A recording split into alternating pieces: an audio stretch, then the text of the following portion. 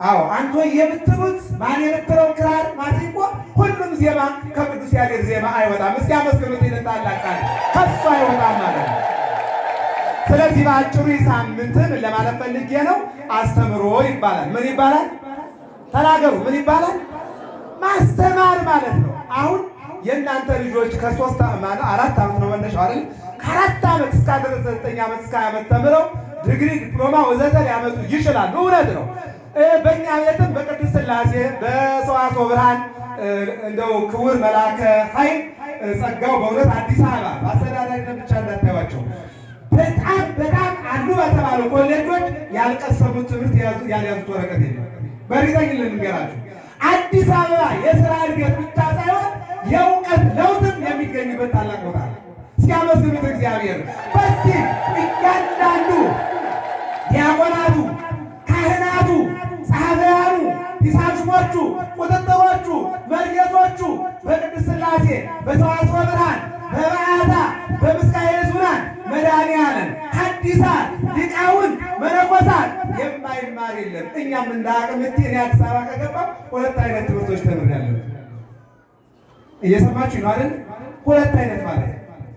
ስለዚህ አዲስ አበባ የእድገት ብቻ ሳይሆን የእውቀት ለውጥ የሚገኝበት ነው። ምን ለማለት ፈልጌ ነው? ይህ ምርቃት አነሰ ከተባለ 3 ዓመት 4 ዓመት 7 ዓመት 10 ዓመት ከዚያ በላይ ነው ማለት ነው። አስተምሮ የተባለው ግን ቅዱስ ያሬድ በማይክሮ ሰከንድ ብሉያቱን ሐዲሳቱን ሊቃውንቱን መነኮሳቱን 80 አሐዱ መጻሕፍት ትርጓሜ ስላወቀ ነው። እስኪ አመስግኑት እግዚአብሔር። ይህ ነው አስተምሮ የተባለው።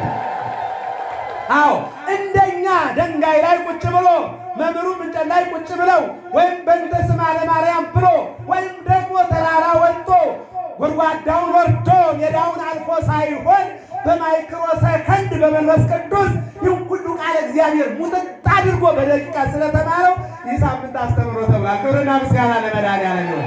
ይበቃዋል። ከህዳር 6 እስከ ታኅሳስ 6 ያለው አስተምሮ ይባላል ማለት ነው።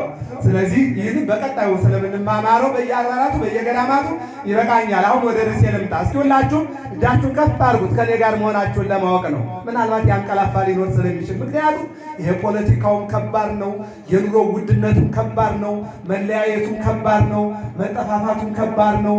ምናየው እንዳለመታደሉ ነው። ሀገራችን ያለችበትን ነገር ስለምናውቀው ሁሉ ነገር ማለት ነው ሁሉም በሀሳብ ላይ ነው ያለው እና ስለዚህ መኖራችሁን ለማወቅ ነው። ምናልባት ሄዳችሁ ወደ ቤት ገብታችሁ ከሆነ ብዬ ነው። ከፍ አድርጉት። ሚካኤል በሉ።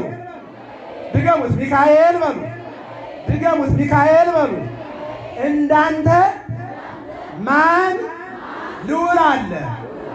እንዳንተ ከፍ ያለ ማን ነው? እልል በሉና እጃችሁን ሰብስቡ። የዛሬውን በዓል የሚገልጸው ቅዱስ ያሬድ ጥቅስ ረሰዮ እግዚኡ ለውእቱ ሚካኤል እምኩሎሙ መላእክት። አዎ ከመላእክቱ በላይ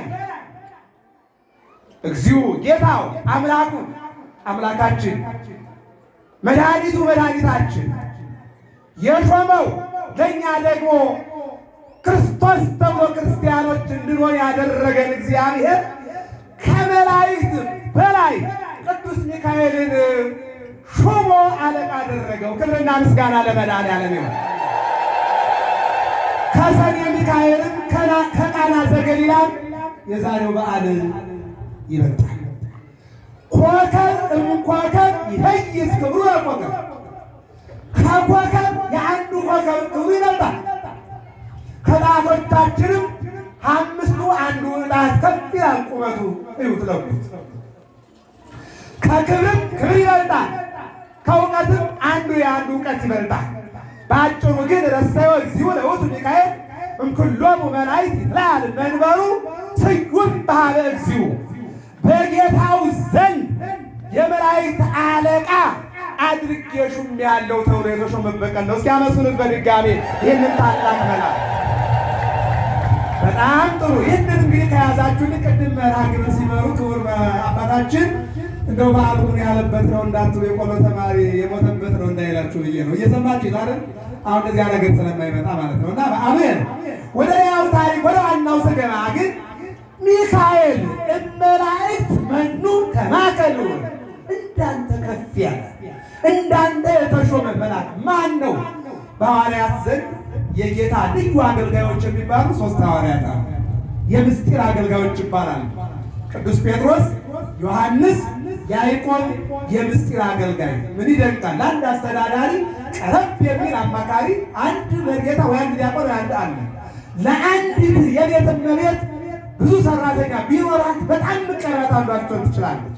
ለአንድ የቤት ባለቤት ለአንድ ሰው ሁሉም ልጁ አማካሪ አይሆንም፣ አንዱ ነው። ስለዚህ ለኢየሱስ ክርስቶስ 33 ዓመት ከ3 ወር ከ10 ቀን በዚህ ዓለም ሲኖር 120 ቤተሰብ 70 አርድእት 36 ቅዱሳን አንስት 12 ሐዋርያት። ይህ ማለት ግን አጠቃላይ የፈጠረው ፍጥረት 120 መሆን ማለት አይደለም። ወይም ደግሞ ሌላው ፍጥረት የእሱ ቤተሰብ አይደለም ማለት አይደለም።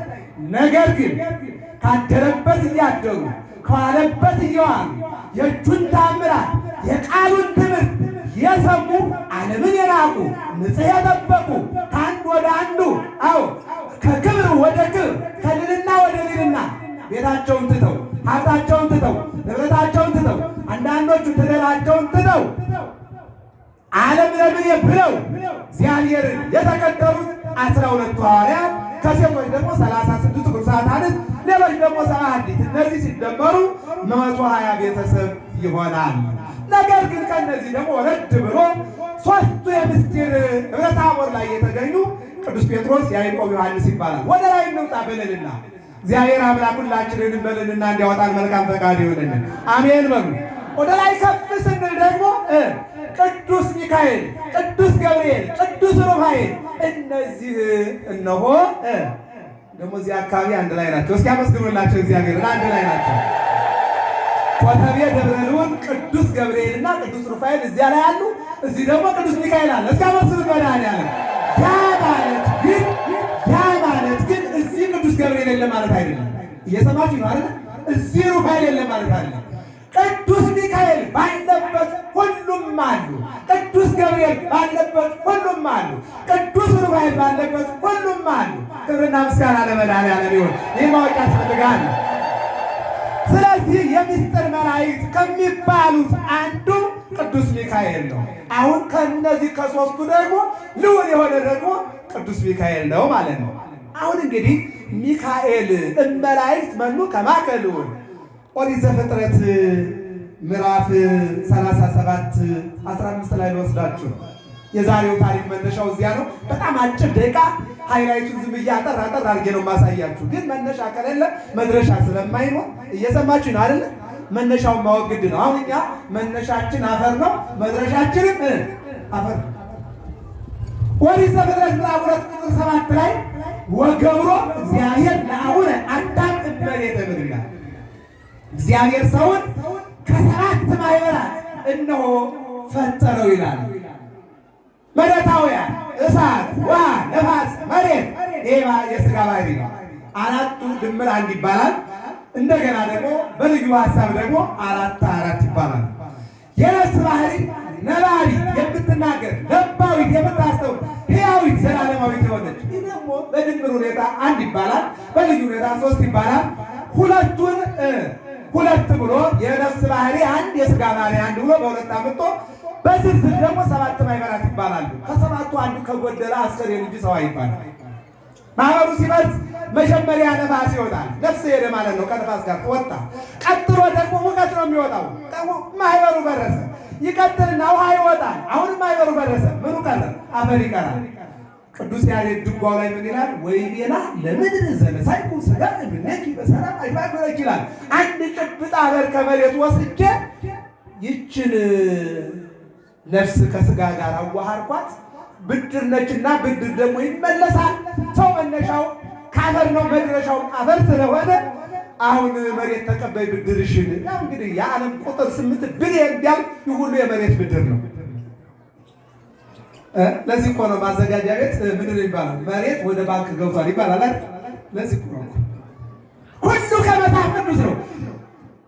አዎ ሕግ ይወስን ጽዮን ወቃለ እግዚአብሔር በኢየሩሳሌም አለ። ቃለ እግዚአብሔር ከኢየሩሳሌም ሕጉ ደግሞ ከጽዮን ነው የመጣው። ስለዚህ አሁን ብዙ መሬቶች ባንክ ገብተዋል ሲባል ወዳጅ አዎ እውነት ነው። ይህን ማስጠመሻ ነው። እየሰማችሁ ነው አይደለ? አለቀ። ዓለም በሙሉ የመሬት ብድር ነው ማለት ነው። ስለዚህ እያንዳንዳችን እድሜያችንን ለያይ እንጂ ጽዋችን ሲሞላ እንሄዳለን ማለት ነው።